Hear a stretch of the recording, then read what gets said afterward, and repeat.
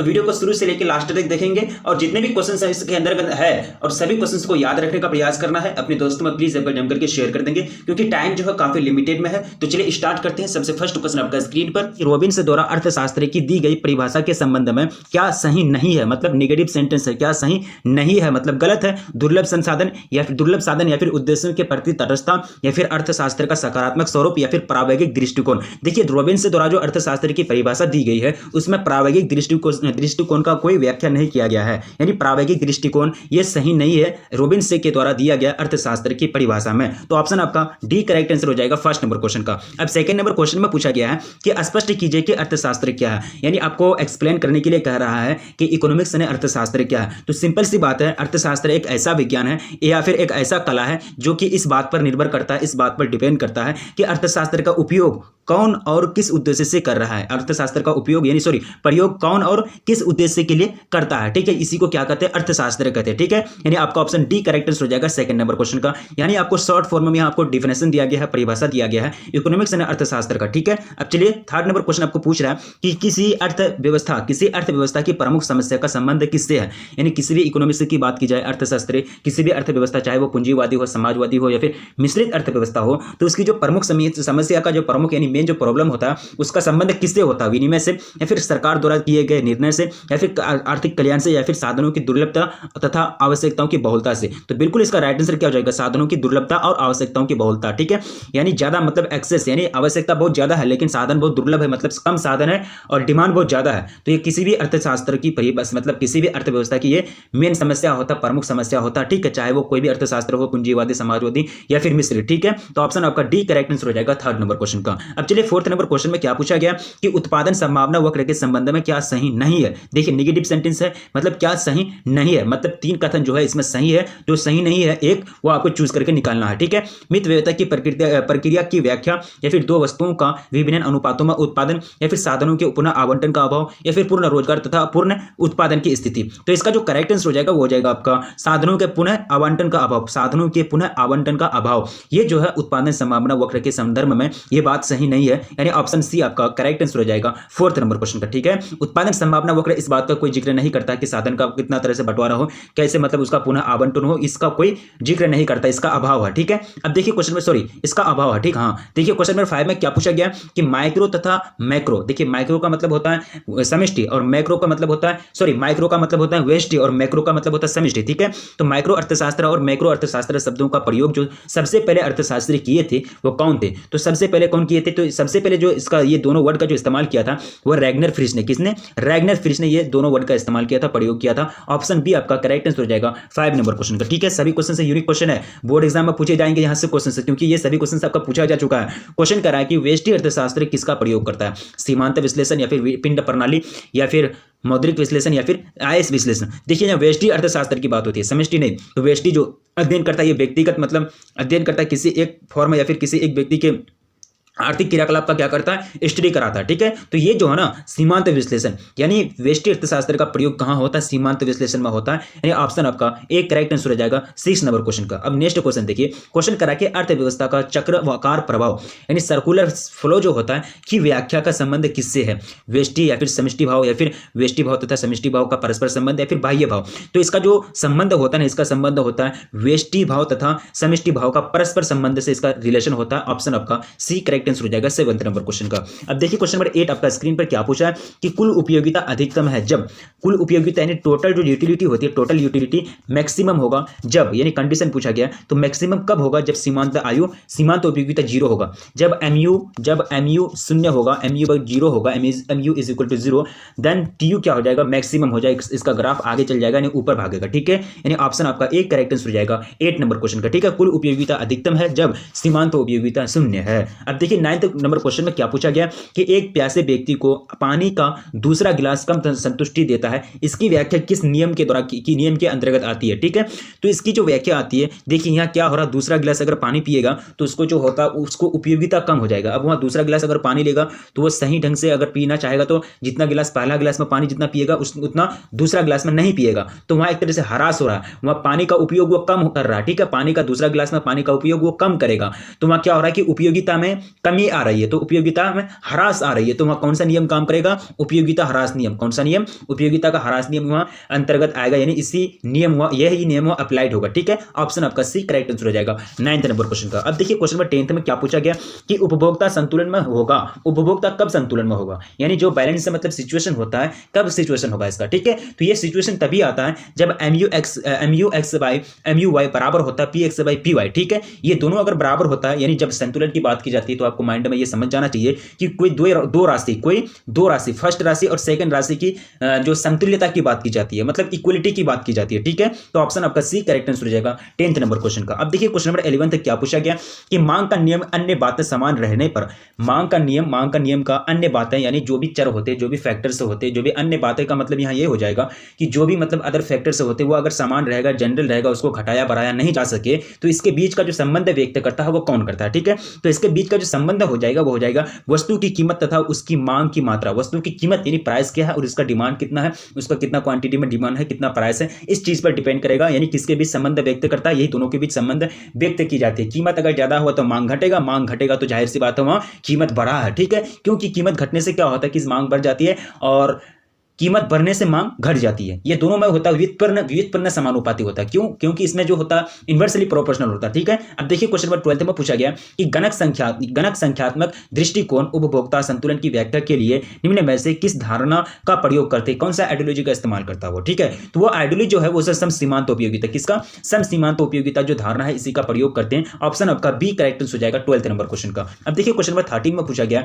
कि मांग वक्र का ऊपर की ओर विवर्तन इस ओर संकेत करता है कि कम कीमत पर अधिक मात्रा में मांग, या फिर उसी कीमत पर अधिक मात्रा में मांग, या फिर उसी कीमत पर ऊंची कीमत पर कम मात्रा में मांग, या फिर उपयुक्त में से कोई नहीं। तो 13 का जो करेक्ट आंसर हो जाएगा वो हो जाएगा उसी कीमत पर अधिक मात्रा में मांग। ऑप्शन आपका बी करेक्ट आंसर हो जाएगा 13 नंबर क्वेश्चन का। अब देखिए क्वेश्चन नंबर 14 क्या पूछा गया है कि गिफिन पदार्थों का जो मांग होता है, गिफिन का मतलब होता है इन्फीरियर, एक होता है सुपीरियर का मतलब होता है बेस्ट यानी सबसे अच्छा। ठीक है, समृद्ध, और एक होता है इन्फीरियर। ठीक है, इन्फीरियर का मतलब होता है एक तरह से जिसमें गुण क्वालिटी में जिसका कमी होता है, यानी जिसका क्वालिटी कम होता है उनको कहते हैं इन्फीरियर, हिंदी में उसको कहते हैं गिफिन। तो इसकी जो होती है पदार्थों की जो मांग का वक्र होगा, जो ग्राफ होता है इसका ग्राफ जो होता है बाएं और पीछे गिरता है, बाएं और पीछे की ओर गिरता, बाएं और से पीछे की ओर गिरता। ऑप्शन आपका सी करेक्ट हो जाएगा 15 नंबर क्वेश्चन का। अब देखिए 14 नंबर क्वेश्चन का 15 नंबर क्वेश्चन क्या पूछ रहा है कि कीमतों में परिवर्तन के प्रभाव में मांग की मात्रा में परिवर्तन क्या कहलाएगा। कीमतों में परिवर्तन के प्रभाव, यानी कीमत में जो परिवर्तन होते हैं उसका तो कुछ प्रभाव होता है, प्रभाव में मांग की मात्रा में परिवर्तन, यानी कीमत अगर बढ़ेगा तो मांग घटेगा तो जाहिर सी बात है कीमत वहां बढ़ा है। ठीक है, यानी एक बढ़ने से दूसरा घटेगा, दूसरा बढ़ने से पहला घटेगा। ठीक है, तो ये जो होता है ये परिवर्तन क्या कहलाएगा। तो इसका जो परिवर्तन होता है इसको कहते हैं विस्तार अथवा संकुचन। क्या कहते हैं इसको? विस्तार अथवा संकुचन, यानी ऑप्शन आपका बी करेक्ट आंसर हो जाएगा 15 नंबर क्वेश्चन का। अब देखिए क्वेश्चन नंबर 16 पूछ रहा है कि कीमतें स्थिर रहने पर उपभोक्ता की आय में वृद्धि का परिणाम होगा। देखिए कीमत स्थिर है, अगर उपभोक्ता की आय अगर वृद्धि हो रही है, देखिए सामान का कीमत बराबर है लेकिन वहाँ जो मतलब आय जो अर्जित होता है वो अब बढ़ गया, तो इस स्थिति में क्या होगा? तो इस स्थिति में जो होगा वो मांग में वृद्धि हो जाएगा। क्या हो जाएगा? मांग में वृद्धि हो जाएगा, क्योंकि कीमत किसी वस्तु का कीमत 10 रुपया है। ठीक है, 10 रुपया है, अब वो 10 रुपया है ही, लेकिन इधर पता चला जो उपभोक्ता है, जो आदमी है, उसका कीमत, उसका जो आय है पर डे उनको, वो अगर 100 रुपया कमाता था अब वो क्या करने लगा? 150 रुपया कमाने लगा। ठीक है, वो अब चाहेगा कि 150 रुपया ज्यादा कमाने लगा तो वो क्या करेगा? ज्यादा वस्तु को खरीदेगा। ठीक है, यानी मांग में वृद्धि हो जाएगा, लेकिन कीमत स्थिर है। हाँ, अगर ये कीमत 10 से अगर 50 हो जाए तो हो सके ये मांग में और इतना डिमांड नहीं करेगा, हो सके नहीं भी ले। ठीक है, ये 50 रुपया इसका 100 से 50 रुपया इनकम होने पर ये हो सकता है नहीं भी ले सकता। ठीक है, लेकिन इसका दाम अगर फिक्स है तो हाँ ये 100% लेगा, क्योंकि इसका जो इनकम है इनकम बढ़ गया है। ठीक है, तो option number B correct answer हो जाएगा 16 नंबर क्वेश्चन का। अब देखिए क्वेश्चन नंबर 17 क्या पूछ रहा है कि मांग के उपयोगिता, यानी मांग के उपयोगिता विश्लेषण से संबंधित मान्यताओं में क्या सही नहीं है, मतलब नेगेटिव सेंटेंस है ये आपका, तो क्या सही नहीं है, मतलब जो करेक्ट नहीं है मांग के उपयोगिता विश्लेषण से वो आपको चूज करके निकालना है। तो यहां जो सही आंसर हो जाएगा वस्तु की कीमत में यथास्थिर, यानी वस्तु की कीमत में यथास्थिर रहना। ऑप्शन आपका बी करेक्ट आंसर हो जाएगा 17 नंबर क्वेश्चन का। अब देखिए क्वेश्चन नंबर 18 क्या कह रहा है कि निम्न में से कौन सा कथन गलत है, निम्न में से कौन सा कथन रॉन्ग है, गलत है, मतलब 4 कथन है, एक गलत है, वो आप चूज करके निकालिए कौन सा गलत है। ठीक है, तो यहां जो रॉन्ग कथन हो जाएंगे, रॉन्ग जो मतलब ये है एक उपभोक्ता के लिए 2 वस्तुओं के बीच प्रतिस्थापन की लोच 0 होती है, ये बात जो है बिल्कुल गलत है। क्या है? ये बात बिल्कुल गलत है। ऑप्शन आपका सी करेक्ट करेक्ट आंसर हो जाएगा 18 नंबर क्वेश्चन का। अब देखिए क्वेश्चन नंबर 19 क्या कह रहा है कि उपभोक्ता के संतुलन का बिंदु, यानी उपभोक्ता के संतुलन का बिंदु वह है जहां कीमत अथवा बजट रेखा क्या होता है, कीमत अथवा या फिर बजट रेखा भी इसको बोलते हैं। तो वहां क्या होता है कि इसकी जो होती है उदासीनता वक्र को स्पर्श करती है, उदासीनता का जो वक्र होता है, जो ग्राफ होता है, उसको छूता है, उसको स्पर्श करता है, ठीक है। यानी ऑप्शन आपका सी करेक्ट आंसर हो जाएगा 19 नंबर क्वेश्चन का। अब देखिए क्वेश्चन नंबर 20 कह रहा है कि उदासीनता वक्र विश्लेषण के प्रतिपादक कौन है, इसका अर्थशास्त्री का नाम पूछा जा रहा है। तो उदासीनता वक्र के जो प्रतिपादक है हिग्स और एलन। कौन? उदासीनता वक्र विश्लेषण के प्रतिपादक हिग्स और एलन है। ऑप्शन आपका डी करेक्ट आंसर हो जाएगा 20 नंबर क्वेश्चन का। अब देखिए क्वेश्चन नंबर 21 क्वेश्चन कह रहा है कि उपभोक्ता की मौद्रिक आय तथा आय स्थिर रहने पर एक वस्तु की कीमत कम होने पर यह नहीं होगा कि क्या होगा, मतलब क्या ये नहीं होगा कि, अब देखिए की के बाद क्या आएगा, कीमत रेखा बाएं ओर खिसक जाए, कीमत रेखा बाएं ओर खिसक जाए। ये सभी आपका ग्राफ से रिलेटेड है। ऑप्शन आपका बी करेक्ट आंसर हो जाएगा 21 नंबर क्वेश्चन का। अब देखिए 22 एक उत्तम अथवा सामान्य वस्तु के लिए कीमत उपभोग रेखा की ढाल जो होती है, ढाल होगा, यहाँ ढाल नहीं होगा, ढाल यानी कर्व जो होगी वो क्या होगी, तो उसका जो कर्व होता है ना, उसका कर्व होता है आपका अनुलंब। क्या होता है? वर्टिकल। अनुलंब को हिंदी में अंग्रेजी में क्या कहते हैं? वर्टिकल कहते हैं, ठीक है। उसका ग्राफ जो होगा, उसका जो ढाल होगा क्या होगा? वर्टिकली होगा, ठीक है। यानी ऑप्शन आपका क्या हो जाएगा, सॉरी इसका जो निगेटिव होता है ना, हाँ, एक उत्तम अथवा सामान्य वस्तु के लिए कीमत उपभोग की रेखा की ढाल होगी, तो उत्तम है, यानी मतलब सुपीरियर गुड्स है ना, तो सुपीरियर गुड्स है तो इसका कीमत रेखा ऊपर नहीं होगा, ये निगेटिव की ओर जाएगा, निगेटिव की ओर। ऑप्शन आपका ए राइट आंसर होगा, सॉरी ऑप्शन ए आपका राइट आंसर हो जाएगा, ठीक है। अब देखिए क्वेश्चन नंबर 23 क्वेश्चन करा कि एंजिल वक्र यह दर्शाता है कि आय बढ़ने पर एक वस्तु आवश्यक वस्तु की खरीदी गई मात्रा क्या होगी, आय अगर बढ़ेगा एंजिल वक्र होता है, एंजिल कर्व जिसको बोलते हैं। तो ये जो इंडिकेट करता है घटती दर से बढ़ती, यानी घटती दर से बढ़ती है। ऑप्शन आपका बी करेक्ट आंसर हो जाएगा 23 नंबर क्वेश्चन का। देखिए क्वेश्चन नंबर 24 में पूछा गया है कि कीमत में प्रतिशत कमी से वस्तु की मांग की मात्रा में कम प्रतिशत वृद्धि होने पर कीमत मांग की लोच का जो गुणांक होगा वो क्या होगा। तो इसका जो लोच का जो गुणांक होता है ना, इसका रेशियो होता है, इसका मतलब रेंज होता है। तो ये जो होता है ना, 1 से कम होता है, क्या होता है? 1 से कम, ठीक है, 1 से कम, ठीक है। यानी ऑप्शन आपका सी करेक्ट आंसर होगा 24 नंबर क्वेश्चन का। 25 नंबर क्वेश्चन में पूछा गया है कि घटिया वस्तु, सुपीरियर नहीं कहते इसको, इन्फीरियर कहते हैं, ठीक है। इन्फीरियर या फिर गिफिन भी बोल सकते हैं। तो घटिया वस्तु के लिए जो आय की मांग जो होगी, आय मांग की जो लोच होती है, जो वो क्या होती है, तो लोच जो होती है ना, ये होती है आपका क्या हो जाती है? ऋणात्मक होती है, ऋणात्मक यानी निगेटिव होती है, ठीक है। निगेटिव, सॉरी पहले से हम इंडिकेट किए, निगेटिव होती है, ठीक है। यानी ऑप्शन आपका सी करेक्ट आंसर हो जाएगा 25 नंबर क्वेश्चन का। अब देखिए क्वेश्चन नंबर 26 में पूछा गया है कि यदि किसी वस्तु की मांग बेलोच है तो इसकी कीमत बढ़ने पर उपभोक्ता का उस वस्तु पर क्या असर हुए, उस वस्तु पर व्यय क्या होगा। यदि किसी वस्तु की मांग बेलोच है तो मतलब इलास्टिसिटी मतलब उसका नहीं है, तो उसका जो हो जाएगा उस वस्तु पर वो जो हो जाएगा वो बढ़ जाएगा, क्या जो हो जाएगा? बढ़ जाएगा, बढ़ेगा। 27 नंबर क्वेश्चन कह रहा है कि किसी वस्तु की कीमत में परिवर्तन की ओर ध्यान दिए बिना यदि उसकी मांग की परिवर्तन और परिवर्तित रहती है तो इसका मांग होगा, मांग वक्र, इसका मांग जो डिमांड होगा वो क्या होगा, तो इसका जो हो जाएगा उदग्र वर्टिकल होगा, वर्टिकल, ठीक है। नेक्स्ट क्वेश्चन देखिए 28 दो पूर्ण स्थानापन्न पदार्थों के बीच प्रत्यास्थापन की जो लोच होगी वो कितना होगी। तो लोच जो होती है ना, इसका अनंत होती है, इन्फिनिटी क्या होती है? इन्फिनिटी होती है, अनंत होती है। नेक्स्ट क्वेश्चन देखिए 29 क्वेश्चन क्या पूछ रहा है, क्वेश्चन कह रहा है कि पूर्ति की लोच का संबंध किसी वस्तु की पूर्ति के लिए परिवर्तन में से है जिसका कारण होता है, क्या कारण होता है इसका, तो इसका जो काउज होता है ना वो कीमत, क्या होता है? कीमत। ऑप्शन आपका बी करेक्ट आंसर हो जाएगा 29 नंबर क्वेश्चन का। अब देखिए क्वेश्चन नंबर 30 मांग की लोच अधिक होने पर सीमांत आगम होगा। मांग की लोच अगर अधिकतम होगा, ज्यादा होगा, तो सीमांत आगम जो होगा वो क्या होगा? सिंपल सी बात है, वो धनात्मक हो जाएगा, क्या हो जाएगा? धनात्मक होगा, पॉजिटिव होगा। आपका ऑप्शन ए करेक्ट आंसर हो जाएगा 30 नंबर क्वेश्चन का। अब देखिए क्वेश्चन में 31 क्वेश्चन कह रहा है कि उपभोक्ता की बचत धारणा का संबंध किससे है।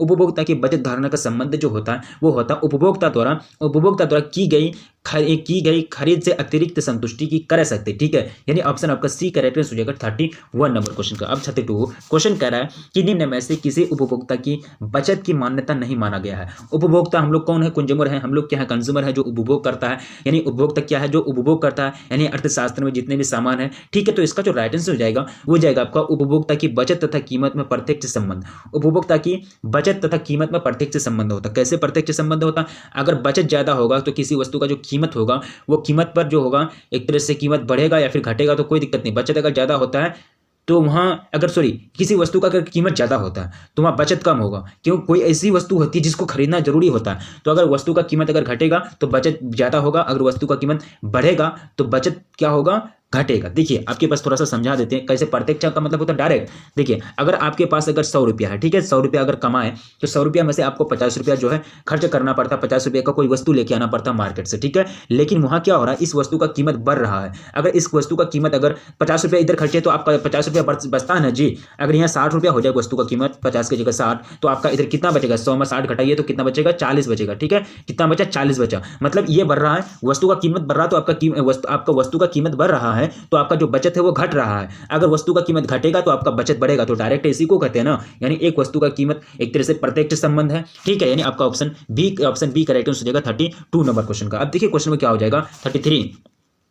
क्वेश्चन कह रहा है कि उपभोक्ता की बचत के विश्लेषण में हिक्स ने निम्न में से कौन सी धारणा का प्रयोग नहीं किया है, ठीक है।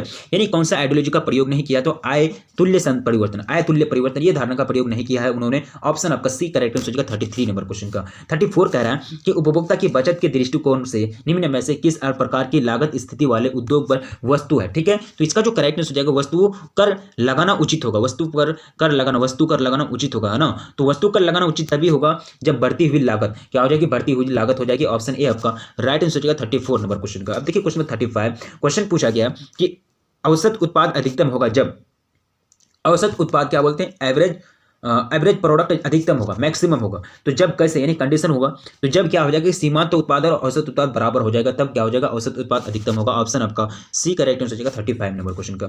एक विवेकपूर्ण उत्पादक क्या कह रहा है कि एक विवेकपूर्ण उत्पादक परिवर्ती अनुपातों के नियम की किस अवस्था में उत्पादन करना चाहेगा, ठीक है। तो वो जो उत्पादन करना चाहिए द्वितीय अवस्था तक, कहां तक, द्वितीय सेकेंडरी स्टेट तक, द्वितीय अवस्था तक। नेक्स्ट क्वेश्चन देखिए 37। पैमाने के प्रतिफल का संबंध उत्पादन के उस परिवर्तन से है जब, पैमाने के प्रतिफल का संबंध उत्पादन के उस परिवर्तन से है जब क्या होगा, यानी कंडीशन पूछा गया।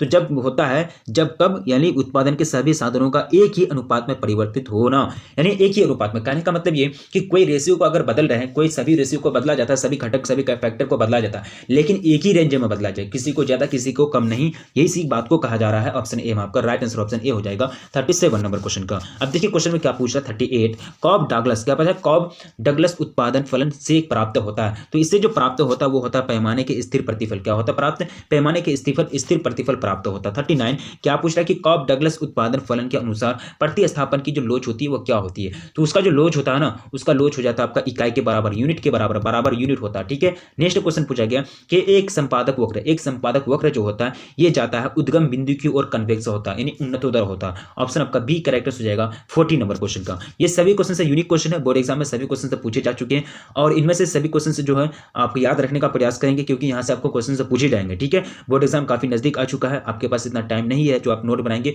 फिर याद रखेंगे। और हाँ, वीडियो को अभी तक जो लाइक नहीं किए तो प्लीज वीडियो को लाइक कर देंगे और अपने दोस्तों में एक बार जम करके शेयर कर देंगे। तो रखिए अपना ख्याल, मिलेंगे फिर नेक्स्ट वीडियो।